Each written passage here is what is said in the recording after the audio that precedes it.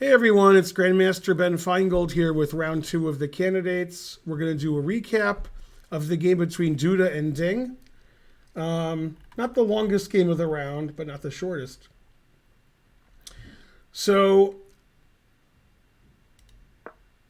they started out in an Italian Gioco Piano Stallion, 2 knights. This happened more than once this round. Nobody decided to play knight g5. The top players always play d3, bishop c5, and the players sort of rushed to this known position. Rook e1, a5, giving the bishop the a7 square, stopping b4. And again, not very exciting, but bishop b5, trying to avoid trading. Queen b8, this is a relatively new idea. To get the queen to a7, attacking f2, and then advancing on the queen side.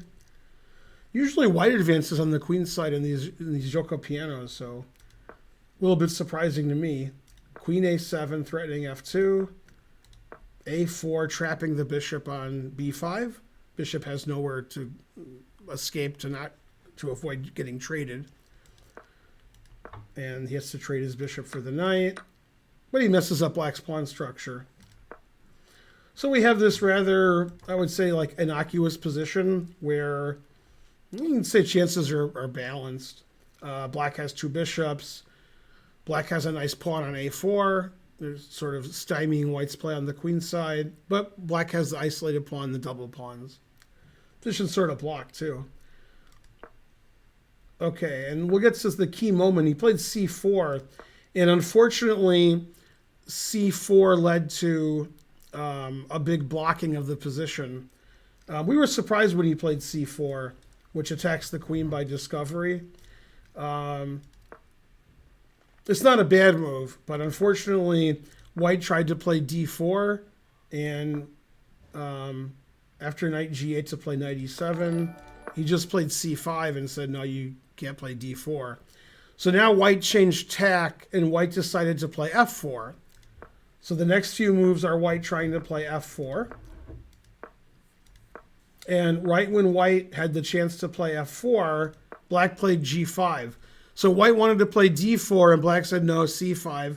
Then white wanted to play f4, black said no, g5. The engine wasn't a fan of g5 because it didn't care about f4. It literally didn't care. And the engine started crying, saying how much it didn't care about f4. Okay, so you can't play d4. You can't play f4, so now he tried to play b4. And trying is the first step to success. And he did play b4. Now the question is, do I undouble my pawns or do I get rid of my isolated pawn? Since the pawn on c5 is stopping d4, he got rid of his isolated pawn. Now white has a passed pawn, or you could argue it's an isolated backward pawn. Passed pawn, but it doesn't really have any chance of success. And black has 2 bishops, and he stopped almost everything white can do. White can't play d4, white can't play f4. White can't really push his a-pawn to anywhere good. Okay, bishop e3, so his rook can get over here. And they maneuvered around a lot. And black just played really solid and said, put my bishops here. There's no infiltration squares for the rooks. I'm defending them all. My rook and my bishops are stopping this passed pawn. And you can't play d4, you can't play f4. It's just going to be a total blockade. Now the engine likes white because black has double pawns and white basically has an extra a pawn. But what's white supposed to do? Knight f1. And eventually black did play f5. Not sure if that was necessary, but why not? And they traded some pieces. And once again, he played bishop c8, closing off the queen side. And it's hard to imagine anybody doing anything of note here. Black's playing for a draw because ostensibly he's down a pawn. His double pawns don't make a great impression. But he's totally blocked the position on all 3 sides of the board. The king side, the queen side, and the center. White can't really break through anywhere. And the players decided to repeat king g7 check, king g8, king g7, and they just repeated and actually, they may have agreed to a draw instead of claiming a draw because this is move 41.